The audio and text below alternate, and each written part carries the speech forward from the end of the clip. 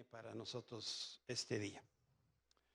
Como siempre me gusta empezando leyendo dos pasajes de la Escritura, de manera que podamos quedarnos en nuestro corazón con el pensamiento y con esa disposición de escuchar lo que Dios nos tiene para hoy. Hebreos 12 dice, por lo tanto, ya que estamos rodeados por una enorme multitud de testigos de la vida de fe, quitémonos todo peso que nos impida correr, especialmente el pecado que tan fácilmente nos hace tropezar, y corramos con perseverancia la carrera que Dios nos ha puesto por delante. Esto lo hacemos al fijar la mirada en Jesús, el campeón que inicia y perfecciona nuestra fe. La Reina Valera, recordarán, dice Jesús, el autor y el perfeccionador de nuestra fe. Debido al gozo que le esperaba, Jesús soportó la cruz, sin importarle la vergüenza que ésta representaba. Ahora está sentado en el lugar de honor junto al trono de Dios. Y Gálatas 6 dice, ya que vivamos por el Espíritu, sigamos la guía del Espíritu en cada aspecto de nuestra vida. Lo que Dios quiere que guardemos en el corazón son estas palabras. Mi hijo amado, la clave para ganar una carrera es la perseverancia y el ritmo correcto. Si corres demasiado rápido, te vas a agotar muy pronto. Si te mueves demasiado lento, tu llama se va a apagar. Ninguno de los dos escenarios es mi voluntad para ti. Quiero que te mantengas en el ritmo perfecto. Si corres a mi paso, este año vas a lograr perseverar en la carrera. Te invito a que tomes mi mano, dice Dios, y me permitas centrarte en mi perfecta voluntad. Bebe de mi espíritu y deja que Él marque el paso y la cadencia de cada día. Puedo hacer que te muevas rápido por un tiempo y después lento por otro tiempo. De cualquier manera, fluye conmigo en cada paso del camino. Y esto permitirá protegerte del agotamiento, las pérdidas y las trampas. Confía en mí y te acompañaré hasta el final. Te animaré más fuerte cuando estando plenamente confiado cruces la línea de meta. Esta mañana queremos iniciar un nuevo ciclo de conferencias, de pláticas, bajo la idea de que nosotros vamos en un viaje. Y quiero empezar por explicar esta transparencia que están viendo ustedes aquí. Ahora que estuvimos con nuestros hijos en Houston, escuchando al pastor de la primera iglesia bautista de Houston, dio un ejemplo que me impactó muchísimo. Y yo quiero pedirle a todos los que de alguna manera participan en la reunión que me escuchen. Yo sé que siempre hay actividad en la parte de atrás, en el jardín, cosa que a mí me distrae mucho. Pero lejos de que yo me distraiga, piensen en esta figura. Resulta que hubo reciente, unos meses atrás, una reunión que se le llama La Pasión. Y había reunidas en este estadio 55,000 personas. Y el pastor principal de la iglesia, la primera iglesia de Houston, estaba entre la audiencia junto con muchas otras personas. Y podemos ver en la parte de abajo, más o menos, estaba el grupo de alabanza en pleno, la multitud cantando de una manera que pudiera llegar esa alabanza al cielo. Y dice el pastor que de repente su celular empezó a sonar. Bueno, me imagino que era vibrar. Y como hacemos cuando suena o a quién sabe qué, volteaba a ver y vio un número telefónico que no le era familiar. Y bueno, dijo, no le hago caso, y él seguía en la alabanza con los demás. Y vuelve otra vez a sonar la cosa esta, y ve, no identificaba el número. Y de pronto se da cuenta el pastor de lo que estaba sucediendo. Un efecto físico de uno de los lugares del estadio estaba viendo una luz natural del sol que estaba iluminando el estadio. Y dice el pastor, entonces entendí que Dios nos estaba hablando a todos los que estábamos ahí presentes. Y yo, dice el pastor, distraído con el sonso teléfono. No dijo sonso, pero yo sí lo digo. ¿Saben cuántas veces Dios nos estará hablando? Dios se quiere manifestar de una manera extraordinaria. No cabe duda que la foto, si esta lo hubiera tomado un profesional, no la consigue de esa manera. Y él sacó entonces el celular que tanto había visto, tomó el asunto. Cuando llegó a su casa, averiguó de dónde era el teléfono y resulta que lo andaba buscando un mecánico a donde él hacía meses había dejado un aparato para que se lo arreglaran. Y entonces él decía, yo ni siquiera uso el aparato. Pero con qué facilidad nosotros nos distraemos. Dios está hablando y nosotros con el celular, o con el de atrás, o en el que está afuera, o con cualquier otra cosa. Dios tiene algo que decirnos hoy y cada domingo cuando nos reunimos. No pierdas la oportunidad de escuchar la voz de Dios. No estás escuchando al pastor, viniste a escuchar la voz de Dios. Entonces, concéntrate en lo que Dios nos quiere decir este día. Yo tengo la impresión, no sé tú qué opinas, que la mujer cuando se casa solamente lo hace para cambiar a su dócil esposo.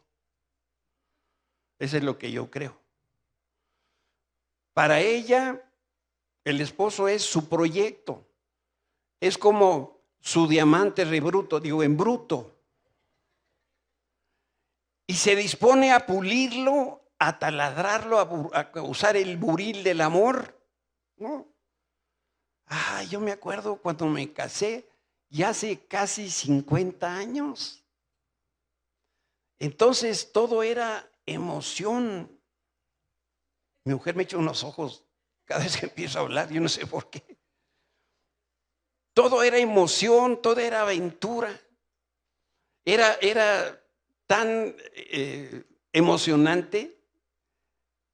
Y una de las cosas que me causaba emoción era abrir el cajón de los calcetines a ver qué me encontraba.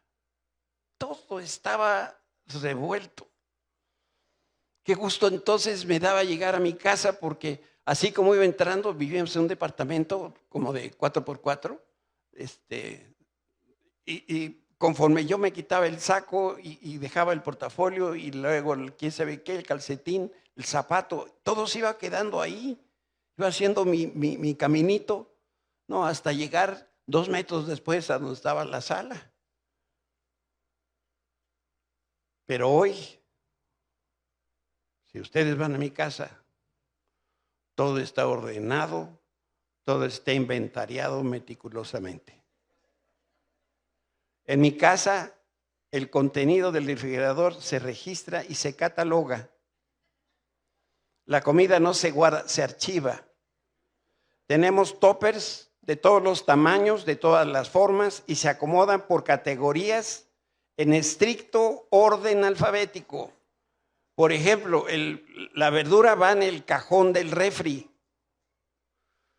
Alfalfa, acelgas, alcachofas, apio, berro, col, espinacas, ya me lo sé de memoria, porque así es como se tienen que acomodar. Los jitomates con J van después de la espinaca y luego van los tomates después de la lechuga.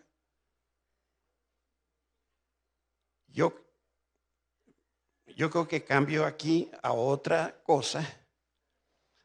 Yo estoy convencido de que Susi tenía una lista larga de cosas que quería que yo cambiara. Y cuando veía que no había el cambio, ¿saben qué hacía? Se ponía a orar.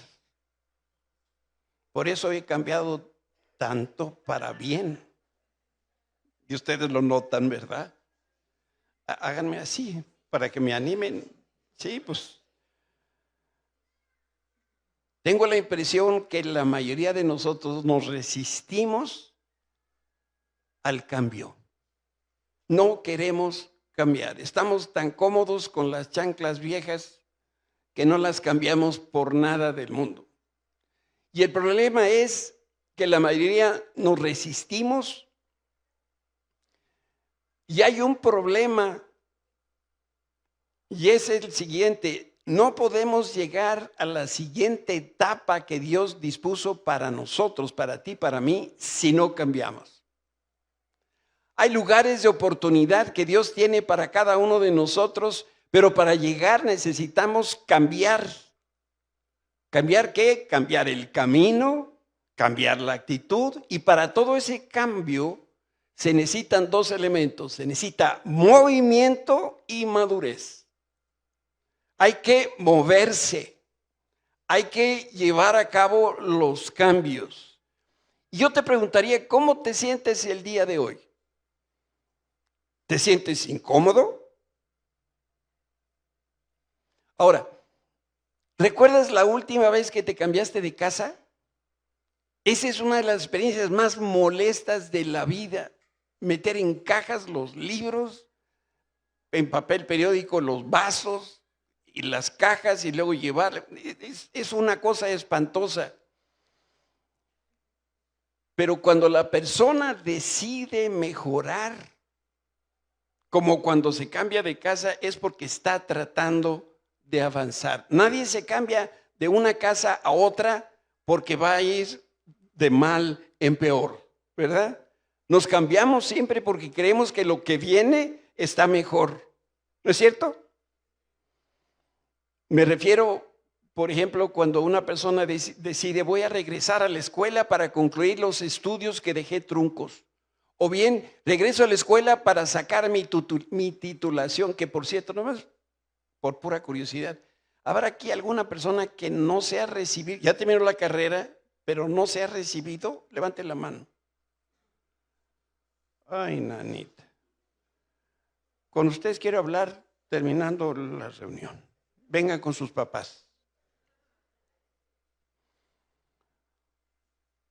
Otro de esos cambios muy necesarios es ponerse a dieta, bajar 25 kilos, hacer ejercicio, pagar las deudas, quemar las tarjetas de crédito, resolver de una vez y para siempre la relación matrimonial, la relación con los hijos, iniciar un negocio propio, realizar un sueño en la vida, etc., etc., etc.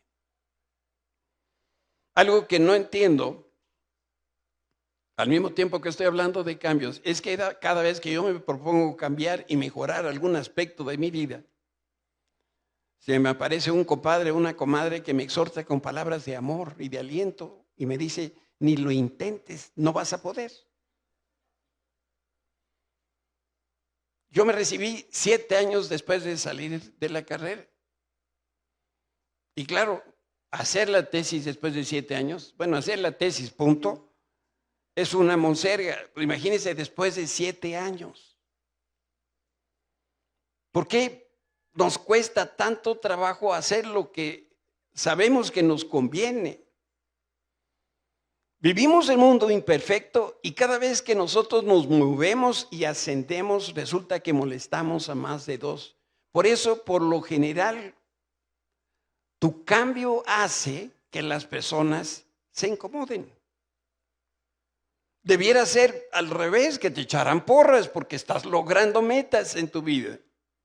La gente se molesta porque otros están obteniendo buenos resultados.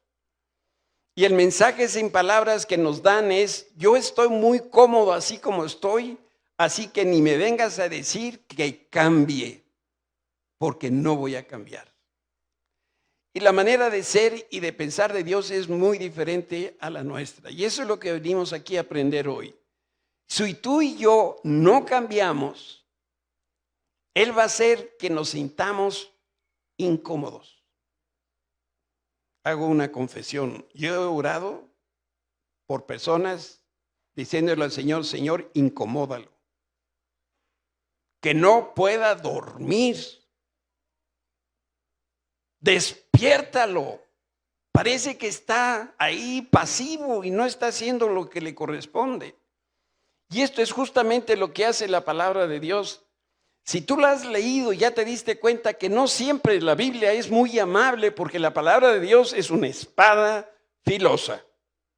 Y a nadie le gusta sentir los filos de la espada. Eso es lo que dice el autor a los Hebreos. Cada palabra que Dios pronuncia tiene poder y tiene vida. La palabra de Dios es más cortante que una espada de dos filos y penetra hasta lo más profundo de nuestro ser, y ahí examina nuestros pensamientos y deseos y deja claro si son buenos o son malos.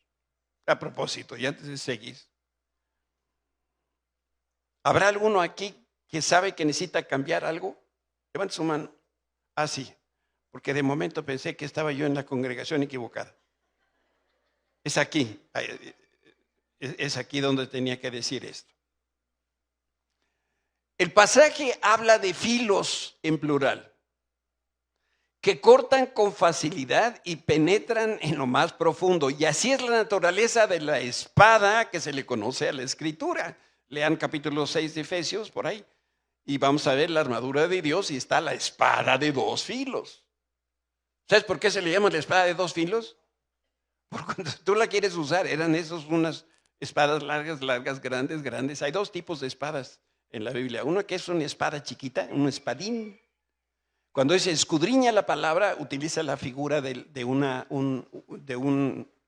espadín chiquito, es cuerpo a cuerpo te defiendes. Pero la otra no, es ronfalla, no sé cuál es cuál. Pero una de ellas, la grandota, la tienes que agarrar con las dos manos y la levantas. Por eso cada vez que tú juzgas para un lado y no te das cuenta que ya te juzgaste para ti también. Porque la espada llegó del otro lado. Por eso la Biblia habla de sí misma como esa espada de dos filos. Y la palabra de Dios como esa espada, si tú crees en ella, entonces algunas veces te va a cortar. Otras veces el daño que va a producir es interno.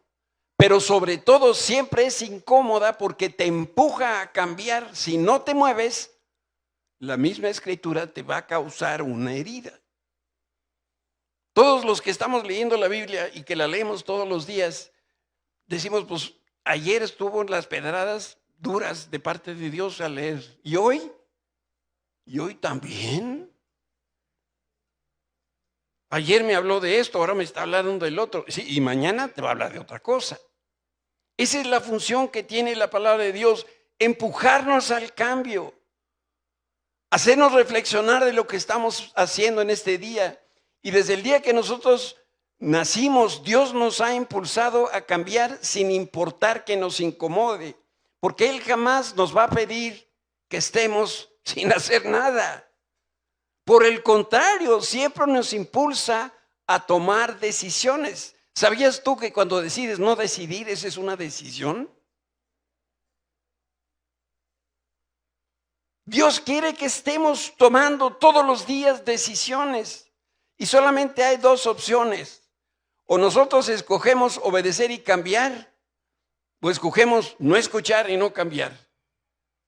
Y esto explica por qué muchos se enojan y abandonan a sus amigos cristianos cuando los ven cambiar. Ya no eres como eras antes. Me gustabas mejor antes. Por eso, los que se resisten al cambio y no quieren crecer ni madurar, tarde o temprano se van a apartar de la espada de la palabra de Dios y de la iglesia, que es el cuerpo de Cristo. ¿Por qué? Porque no puedes permanecer igual. Hoy cantamos un canto nuevo que habla del cambio. Necesitamos cambiar. El pastor Goma en la enseñanza de la mañana nos decía, hay que cambiar. Es que esta es la palabra de hoy para nosotros. Tenemos necesidad de cambiar. Pero los que se alejan de la verdad de Dios y de la iglesia, que es la comunión de los santos, bueno, el desastre es inminente. Si el Señor disciplina y si el Señor castiga a una persona, es para que se arrepienta y que después pueda regresar a Él y a los suyos. Y si el Señor incluso llegara a destruir a una persona, es porque la quiere convertir en algo mejor. Recuerda lo que dice la Biblia, que Dios es el artesano, Él es el escultor. Nosotros solamente somos un montón de arcilla. Y llega un momento que Dios puede ver la pieza que se está formando, que está elaborando, y Dios decide, híjole, qué feíto está esto. ¿Para qué? Para empezar de nuevo. Para hacer algo que sea agradable a sus ojos. Dios utiliza las adversidades para que la persona deje sus caminos y regrese a la casa del Padre. Yo creo que somos, alguna vez lo escuché, no sé si sea cierto, pero que somos la única criatura sobre la faz de la tierra que comete los mismos errores 2 y 3 y 4 y 5 veces y regresamos a lo mismo. Cuando recién salieron las computadoras personales, alguien por ahí de cibernética decía con mucha inteligencia, si a una computadora que hace maravillas le echas una porquería, ¿qué sale? Pues porquería. No está en lo exterior, está en lo interior. Una iglesia que predica la verdad, que ejerce la gracia, ¿es una iglesia amada y apreciada por todos? No. Tenemos que recordar que Jesús fue rechazado. Sus detractores eran conocedores de la ley y eran profetas y también se oponían al cambio. Y lo más dramático es que ellos creían que Jesús y la palabra estaban mal y que ellos estaban en lo correcto. Y cada vez que la espada los alcanzaba con sus filos, los religiosos vociferaban en contra de Jesús. Hoy quiero decirles que hay 4 estaciones en la vida. Un buen viajero tiene la disposición permanente a cambiar. Y si no está dispuesto a cambiar, ni salgas de tu casa. Pero si vas de viaje, lleva la disposición del cambio. Porque en una travesía casi nunca las cosas suceden como las planeaste. Y esto te obliga a cambiar. Si no me crees, pregúntale a los israelitas. Esa caminata que hicieron de Egipto a la tierra prometida fue un reto y a la vez fue un parteaguas en su vida. Y es lo mismo para cada cristiano. El éxodo de los israelitas es un patrón de nuestro viaje. Y por eso vamos a estudiar juntos y con detalle cómo fue ese viaje del pueblo de Israel, de que salieron de Egipto, que llegaron a Canaán, la tierra prometida. ¿Por qué? Porque tú y yo somos viajeros. Y nuestro viaje va desde el momento en que conocimos a Cristo hasta un lugar que se llama descanso. Ese viaje empieza en la tierra y termina en la tierra. Cuando hablo de descanso, como dice esta lámina, ¿cómo? La lona, no es el descanso que vamos a recibir cuando estamos en el cielo, que descanse en paz. No, nuestro descanso, el descanso que Dios tiene prometido para nosotros es aquí en la tierra. Pero para poder comprender este pensamiento, vamos a dividir el viaje en 4 etapas, porque además son 4 etapas las que tenemos en la vida. Le podemos llamar estaciones o etapas. La primera es la primavera, la nueva vida. Estamos justo por entrar ahora en marzo a la primavera. Después viene el verano. Ese va a ser un tiempo donde vamos a aprender a confiar en el Señor. Después viene la cosecha. La cosecha es cuando recoges el fruto sembrado y después descansas. Entonces, vamos a ver estas etapas del viaje hacia vuelo de pájaro. Y antes de mencionarlas, quiero poner a tu atención que el número 4, de acuerdo con la numerología bíblica, significa lo siguiente. La cuarta letra del alfabeto hebreo es Dalet, que también es el número 4. Y de acuerdo con la sabiduría tradicional hebrea, no la Biblia, sostiene que hay 4 niveles de desarrollo espiritual. También la misma numerología bíblica sugiere que el 3 representa la revelación de Dios y el número 4 representa el trabajo de la creación. Y por eso el 4 es el número del mundo o el número de cosas. El número de 3 es el número de Dios. El número 40, ¿alguien sabe qué es? Tiempo de prueba, ¿verdad? El número 7 habla de perfección. En 7 días Dios creó los cielos y la tierra. Por eso, los estudiosos le han dado una interpretación a los números. La Biblia no, pero hace mucho sentido. Existen 4 puntos cardinales.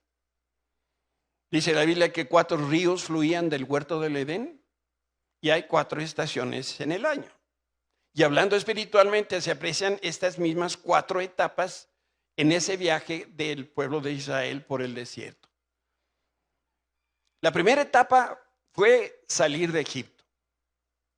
¿Qué es lo importante en esta primera etapa? Que tú y yo dejamos de ser esclavos del pecado. Si tú crees en Cristo, si tú un día tú lo reconociste como tu Señor y tu Salvador, entonces pasaste la primera etapa. Dejaste Egipto, dejaste el mundo, dejaste atrás el pecado. La segunda etapa es la etapa del desierto.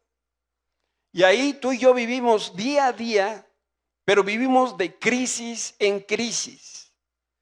Y tenemos que pasar por esta etapa, pero no tenemos que quedarnos a vivir ahí.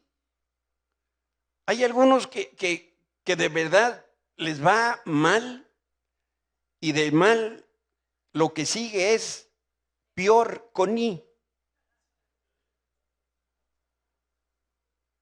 Platicas con ellos, tienen unos dramones, unos telenovelones que viven.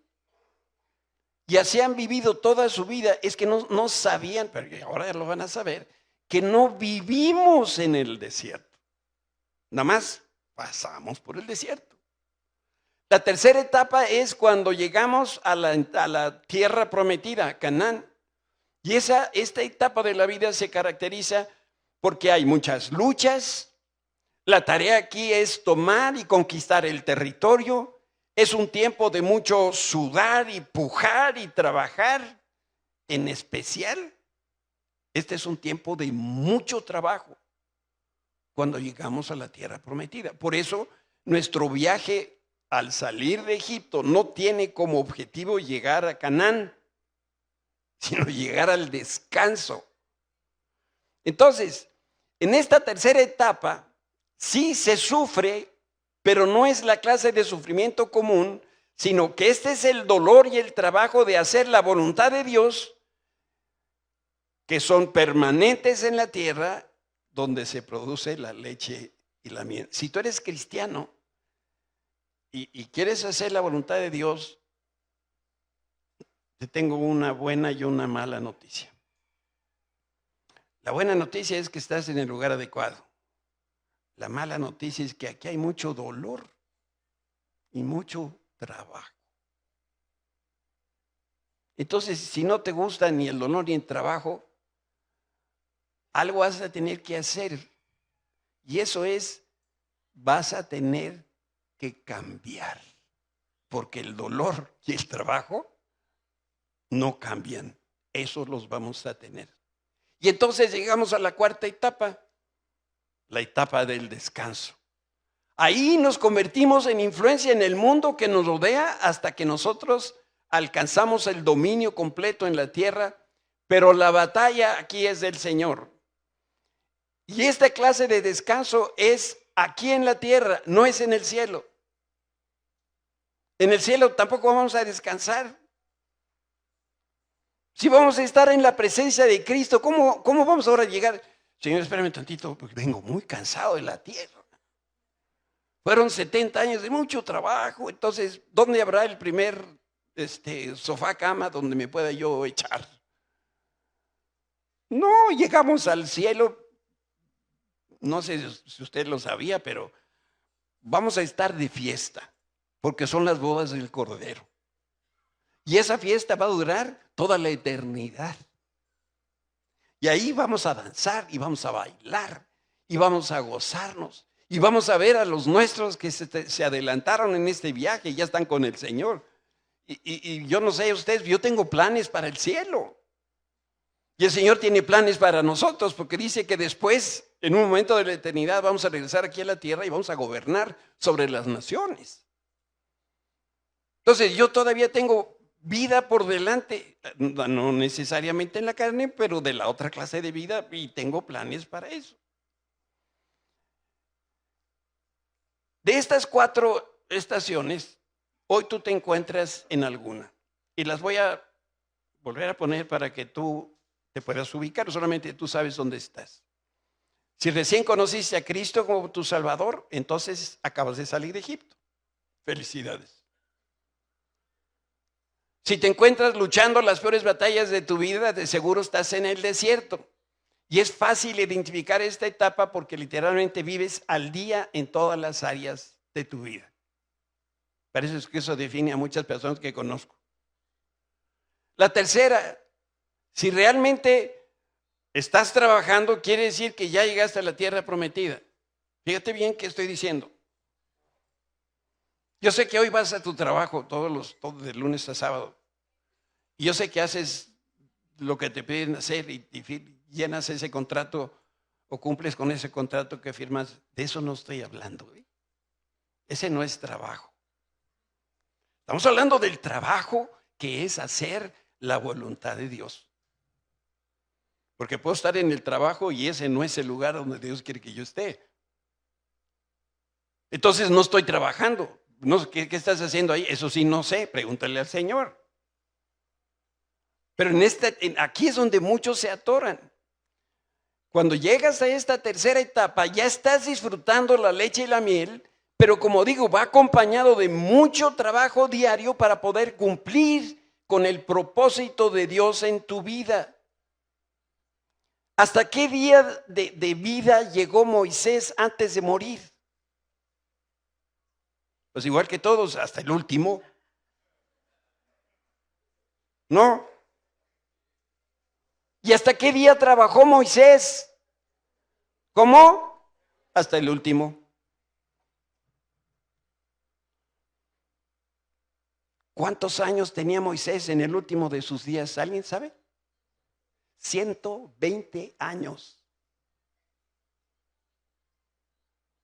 Y no recibía la ayuda de Alma.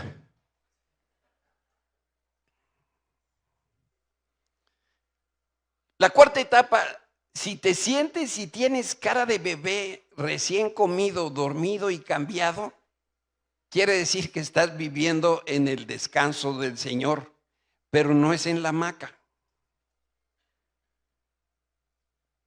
Y miren, por las caritas de algunos, yo no les veo cara de bebé a ninguno de ustedes. Traen unas preocupaciones y la chamba y la salud y los hijos y la no sé qué. No han llegado todavía a este lugar.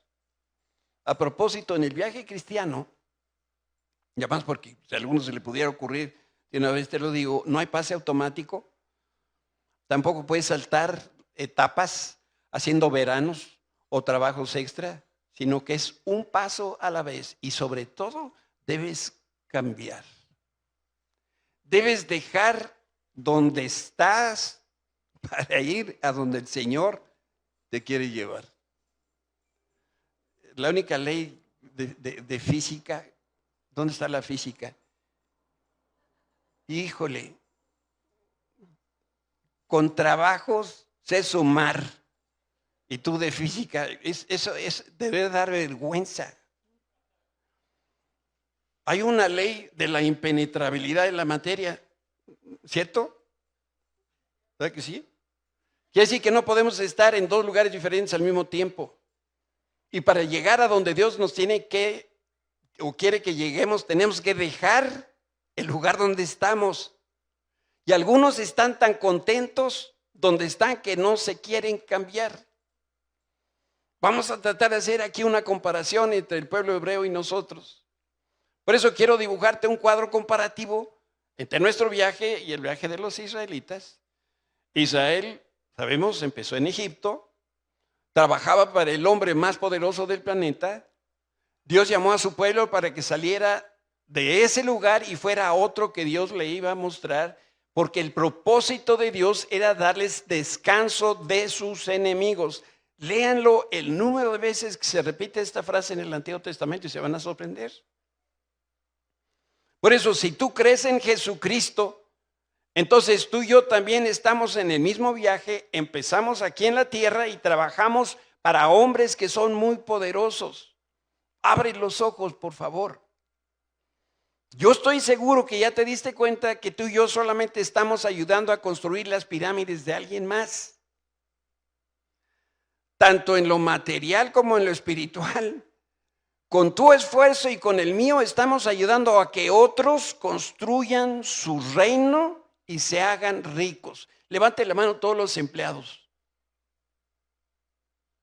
Tú estás ayudando. No, ¿quién les dijo que bajen la mano? Súbanla. Tú estás ayudando a que otro se haga rico. Aunque trabajes en el banco y seas casi dueño de Santander, mi querido Fer.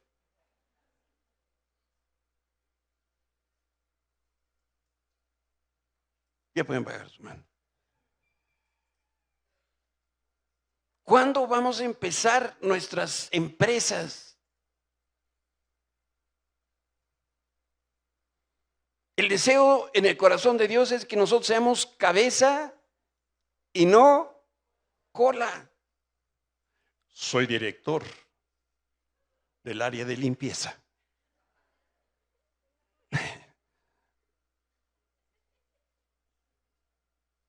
¿De qué tamaño es tu empresa?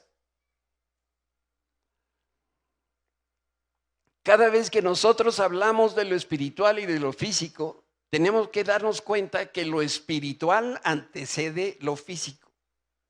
Y necesitamos sacar nuestro corazón de Egipto antes de poder sacar nuestro cuerpo y nuestra vida de ahí. Por eso es que continuamos pecando. Porque el cuerpo ya salió de Egipto, pero nuestro corazón sigue disfrutando los placeres de Egipto. Nosotros, para poder bendecir a otros, primero necesitamos pues ser bendecidos.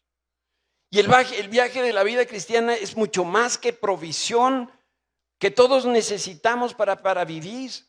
Abarca aspectos físicos y emocionales, mentales, espirituales. Y este cambio que Dios quiere producir en cada uno de nosotros es integral.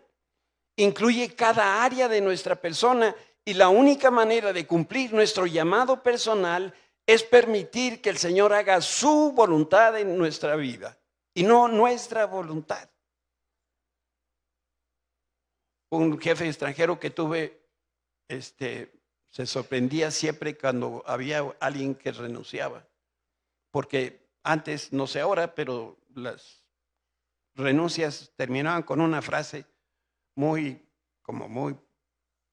no sé qué adjetivo ponerle, pero decía: por convenir a mis intereses personales o por ser esta una decisión final que he tomado, dejo la empresa con fecha perengana de tal. Y decía esta persona extranjera: ¿y los derechos de la empresa? No, es que conviene a mis intereses.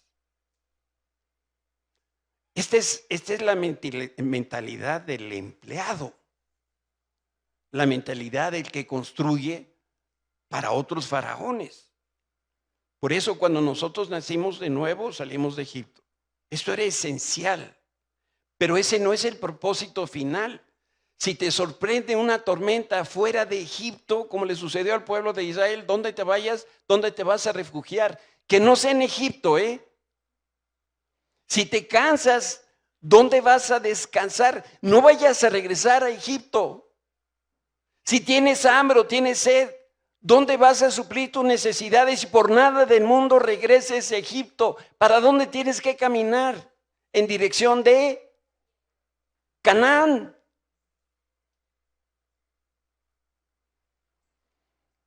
En especial en los momentos de crisis, debemos reconocer que Dios y su palabra son más poderosos que la tormenta, que el cansancio, que el hambre y que la sed. Hay más de 9,000 promesas en la Biblia para nosotros. Pero nos ataca el problema, la crisis, y regresamos a Egipto, lo que sabemos hacer. Y regresamos, y regresamos. Y cuando Dios hace su mensaje, lo hace, cuando tú haces el mensaje de Dios tu propia experiencia, entonces vas a empezar a descansar. Hay 4 retrasos en el crecimiento. 4 etapas, 4 retrasos. Hace más de 100 años, un pastor en Filadelfia citó 5 actitudes que el hombre tiene que enfrenta cuando está delante del cambio.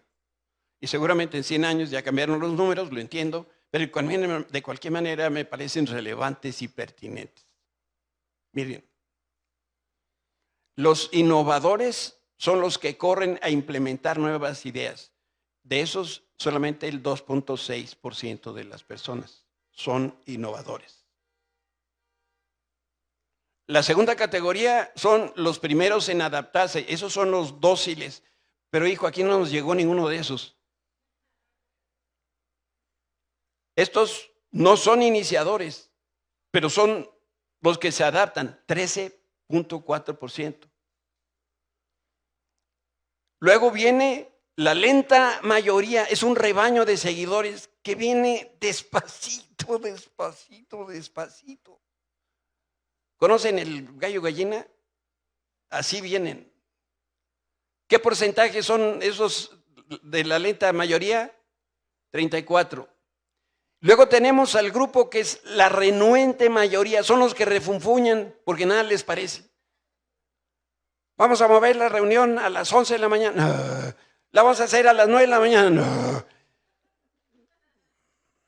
No importa lo que digas. Y luego tenemos al grupo de los antagonistas, esos son el 16%. Y decía un comentarista que la triste realidad es que la mayoría de los pastores se deja intimidar por los que refunfuñan, que además son los primeros que se van de la iglesia. Y de manera equivocada se enfocan los pastores en la minoría. ¿En quiénes? En los antagonistas. Y pueden dejar, como pastores, podemos dejar de ver a la mayoría de las ovejas.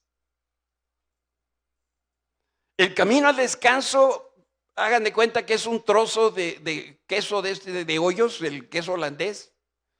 Y los hoyos del queso son como obstáculos que tenemos que salvar, son las guerras que debemos nosotros pelear y ganar. Y casi siempre nosotros mismos somos nuestro peor enemigo. Y lo que más nos daña son las cosas que no queremos o las cosas que ponemos como pretexto para no cambiar. ¿Sabes cómo cuáles? Uno de los mayores obstáculos que impiden el cambio no es mi culpa. Como hijos de Adán y Eva, siempre tenemos a quien echarle la culpa. No fui yo, fue Satanás. Me tentó. O bien le decimos a Dios, no fui yo, fue la esposa que tú me diste. Y ni la quería yo. Entonces, si tú te sientes víctima de tus circunstancias, nunca vas a cambiar. Pero por el otro lado, si tomas la autoridad sobre tu crisis, podrás hacer los cambios y vas a poder resolver los problemas. Alguien por ahí dice, me corrieron por culpa de mi jefe. Mira, la persona que cree esta mentira se está autoengañando. Pudiera ser que tu jefe no esté en lo correcto, pero lo mismo le ocurrió al profeta Daniel. ¿Te digo qué hizo su jefe? Lo mandó a la fosa de los leones. lo mandó al horno ardiente. Pero a pesar de esas ocurrencias de su jefe, pagano y perverso, Daniel salió victorioso. ¿Qué pirámides andaba construyendo Daniel? ¿Las del rey? La pirámide de Dios. Otro de los obstáculos es que yo estoy muy bien. Ese es el problema del confort. De cuando estás viviendo tan a gusto, porque se convierte en un desmotivador para el cambio. Y tu misión en la tierra no se cimenta, no se mide por tu comodidad ni por tu felicidad. Jesús se enfrentó a una tormenta peligrosa porque cruzaba el mar de Galilea e iba en la otra dirección. ¿Andaba de vacaciones el Señor? No, Él estaba trabajando, tenía una misión, tenía algo que hacer. Y su encomienda incomodó a muchos, incluyendo a sus propios discípulos. Pero Él no se quedó, dice la Escritura, en la gloria. Dice, tuvo por poco la gloria. Y vino por obediencia al Padre para morir en la cruz por nosotros. La tercera cosa que impide el cambio es la actitud de no me importa. Este es un mal con raíces bien profundas y lo que produce es una manera de vivir superficial que es muy peligroso. Esto también se le conoce como la apatía y la apatía inhibe el crecimiento. La apatía es el apellido de las personas que no se esfuerzan en cambiar. Como sea todos los días, como, aunque sea frijoles, pero como. Y esta casa cada día me queda más chica, pero como sea tapa. Y como sea sigo en ese trabajo, ya me acostumbré. ¿Y cómo pagan? Pues poco. ¿Y te alcanza? No. Y entonces, no, pues yo aquí sigo. ¿Sabes? Alguien o estas mismas personas se han convencido que no pueden hacer nada significativo en su vida. Por eso, ahí siguen. Y te digo algo que es bien importante. Dios no te llamó para vivir abrumado ni agobiado, pero tampoco para que estés de brazos cruzados. Tu llamado y mi llamado es vencer nuestros retos a través del trabajo duro. Dios quiere que cambiemos al mundo y todo empieza con una persona que está dispuesta a trabajar en la misión que el Señor le encomendó.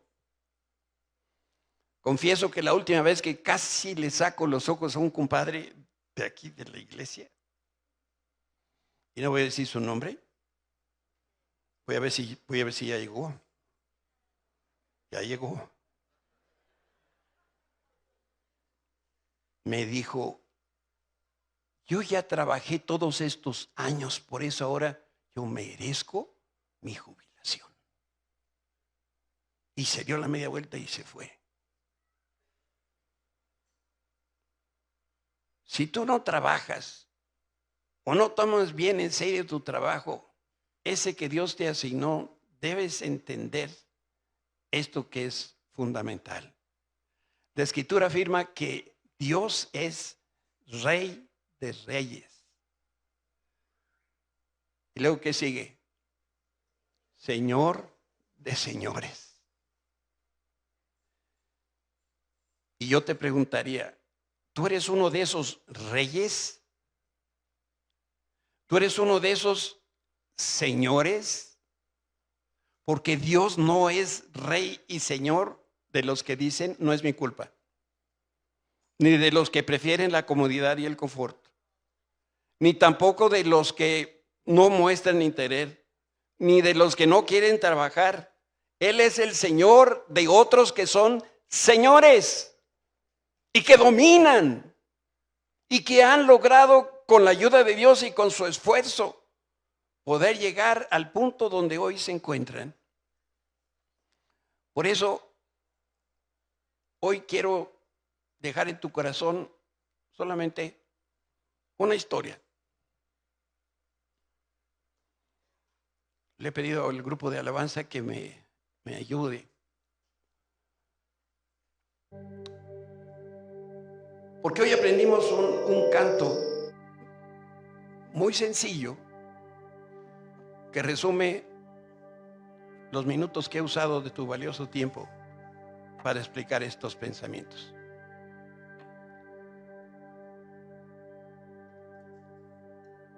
Joe era un alcohólico que milagrosamente entregó su vida a Cristo. Conoció al Señor en un albergue cristiano en una ciudad pequeña en los Estados Unidos. Y antes de conocer a Jesucristo se ganó la reputación de ser el borracho más sucio y empedernido del vecindario.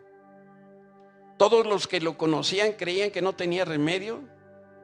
Este hombre era un indigente que vivía en un barrio miserable, pero después de entregar su vida a Cristo descubrió que además de ser su Salvador también era su mejor amigo. Y a pesar de esta relación tan cercana con Jesús, Joe cambió. Joe se convirtió en la persona más considerada del albergue cristiano. Joe pasaba sus días y sus noches trabajando en el albergue, hacía todo lo que le pedían, ayudando en todo el mundo en esos quehaceres cotidianos. No había algo que le pidieran que lo considerara poca cosa o lo considerara indigno. No rechazaba ninguna asignación ni ningún encargo. A Joe lo llamaban cuando se trataba de limpiar los vómitos de los borrachos que se hospedaban en el albergue, y lo hacía con gusto. Joe también limpiaba los baños que siempre estaban sucios. Resulta que esos huéspedes distinguidos del albergue eran descuidados y desconsiderados y gente con muy poco civismo. Joe siempre cumplía con todas sus responsabilidades y además lo hacía con una sonrisa en los labios. Pero lo que más sorprendía era que aún la tarea más despreciable, este hombre la hacía con un espíritu de gratitud a Dios. Joe apreciaba de verdad que pensaran en él para servir a los demás. Este era su ministerio, este era su llamado. Y cada noche Joe salía del albergue buscando a los que se quedaban tirados en la calle, ahogados de alcohol, intoxicados por las drogas. Y con mucho amor los cargaba hasta el albergue, los acostaba, incluso los ayudaba a desvestir para que durmieran un poco más cómodos. Él atendía a los que estaban tan afectados a consecuencia de sus adicciones y los que no podían incluso cuidarse por ellos mismos. Los borrachos, los viciosos e indigentes de la zona conocían que el albergue de esta pequeña ciudad siempre estaba abierto para ellos, pero tenían que pagar. Para poder entrar al albergue y recibir un plato de comida caliente y una cama limpia, tenían que escuchar al predicador predicar. Y una noche el director del albergue, como pastor, compartió la palabra de esperanza y de la nueva vida que tenemos en Cristo, y recibió la respuesta típica de un grupo de alcohólicos, drogadictos y desamparados. ¿Saben cómo estaban? Medio dormidos y con la mirada perdida. Pero al momento de hacer la invitación a rendir su vida a Cristo, de manera insólita pasó un joven por el pasillo central de ese pequeño auditorio y llegó hasta el frente. Ahí se arrodilló en el altar sin que el predicador se lo pidiera y empezó a clamar a voz en cuello: Dios, ten misericordia de mí. Este hombre oraba al Señor para que lo cambiara y que le diera la fuerza para abandonar esa manera horrorosa de vivir. Describen las personas que vieron esta escena que era conmovedora, pero lo que más llamaba la atención era que el borracho arrepentido gritaba lo siguiente: oh Señor, cámbiame, hazme como Joe. Dios, hazme como Joe. Señor, hazme como Joe. El pastor se acercó al joven, se agachó y le habló con dulzura al oído y le dijo: hijo, creo que sería mejor que pidieras: Dios, hazme como Jesús. Y entonces el joven, tan rápido como pudo, volteó donde estaba el pastor con una expresión de duda y de asombro y le preguntó: ¿y Jesús es como yo?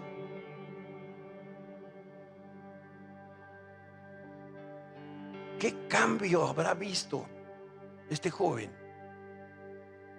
Que era evidente que no conocía a Jesús, pero que el testimonio de un hombre que Dios cambió, a su vez cambió la vida de este hombre, y empieza una secuencia de cambios.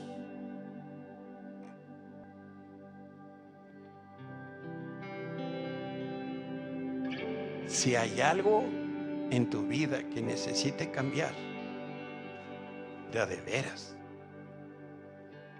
te quiero invitar a que cantes con nosotros esta canción que hoy nos enseñaron.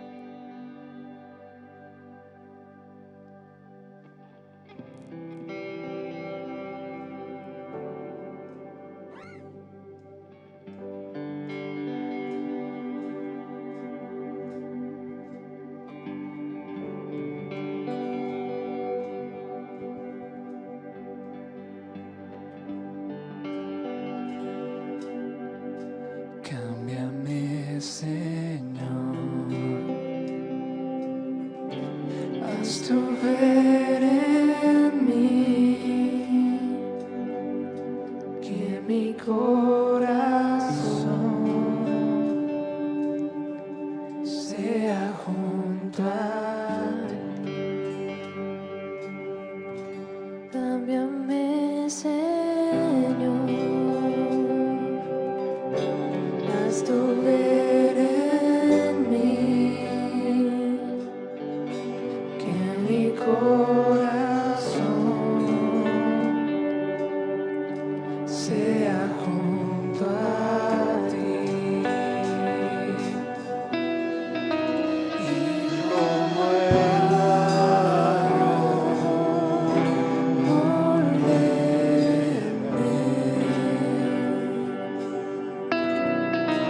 hazme a tu imagen, esa es mi oración.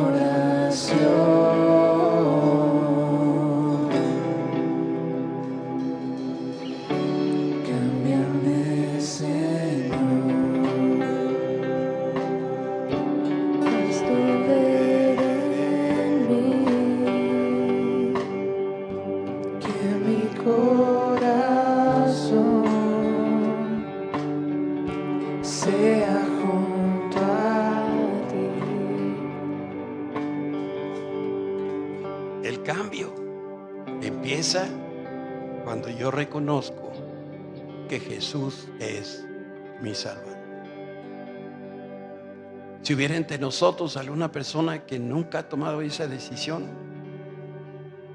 hoy es el día de decirle al Señor: yo creo que tú eres el Hijo de Dios, yo creo que eres el Salvador del mundo, y sobre todo yo creo, Señor, que tú me puedes cambiar. ¿Habrá alguna persona que nunca ha hecho esta oración y hoy la quiere hacer? Me lo puede indicar levantando su mano para poder orar por ti.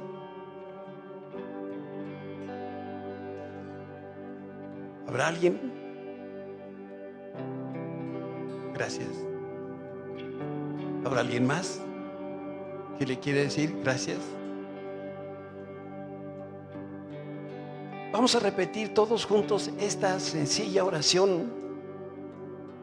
Señor Jesús, yo creo que tú eres el Hijo de Dios. Yo creo que moriste en la cruz. Y hoy estoy entendiendo por qué moriste en la cruz. Porque tú quieres que yo cambie. Señor, te pido que me ayudes. Porque yo no he podido cambiar por mí mismo.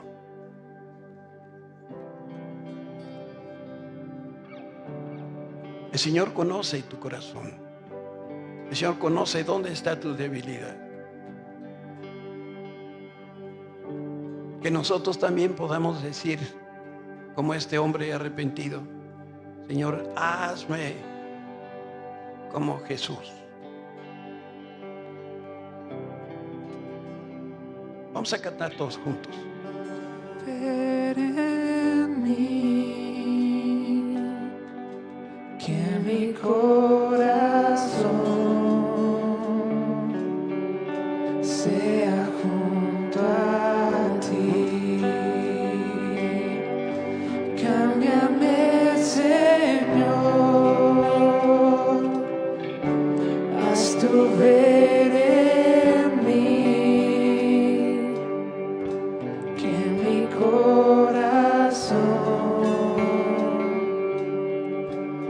Sea junto a ti.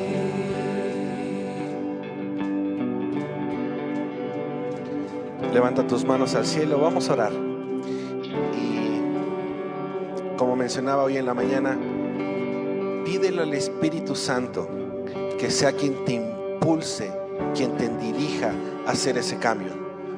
Porque tú ya lo intentaste y no funcionó. Yo también lo he intentado muchas veces y no funcionó. Es el poder del Espíritu Santo que va a producir ese cambio en tu vida, que tanto lo necesitamos. ¿Lo necesitas? Levanta tus manos al cielo, en tus propias palabras dile: Padre, yo quiero ese cambio en mi vida. Yo necesito ese cambio.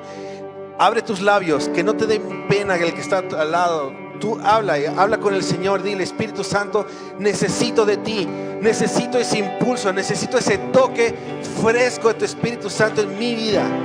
Yo ya lo intenté una vez y otra vez y me sigo equivocando. Yo te pido, Padre, que hagas tú esa obra en mi vida. Espíritu Santo, manifiéstate en este momento en mi vida. Muéstrame las cosas que tienen que ser cambiadas. Muéstrame las cosas que yo tengo que dejar de hacer, dejar de vestir, dejar de hablar. Quiero ser una persona completamente diferente. Que la gente ve en la calle que Jesús vive en mí, que el amor de Jesús está presente. Padre, en este momento yo te pido que tu Espíritu Santo selle este mensaje y realmente se pueda producir ese cambio, esa transformación en nuestra vida, y seamos de bendición a toda la gente que está a nuestro alrededor. Padre, yo te alabo y te bendigo y te doy gracias, porque yo sé que una vez más, en tu infinito amor, en tu infinita misericordia, estás transformando nuestro corazón. Y confiamos, Padre, que esta semana va a ser una semana muy diferente, porque tu Espíritu Santo nos va a guiar y nos vamos a sorprender de lo que tú vas a hacer a través de nosotros. Te alabamos y te bendecimos en el nombre de Cristo Jesús. Amén y amén. Dale un fuertísimo aplauso al Señor. Amén.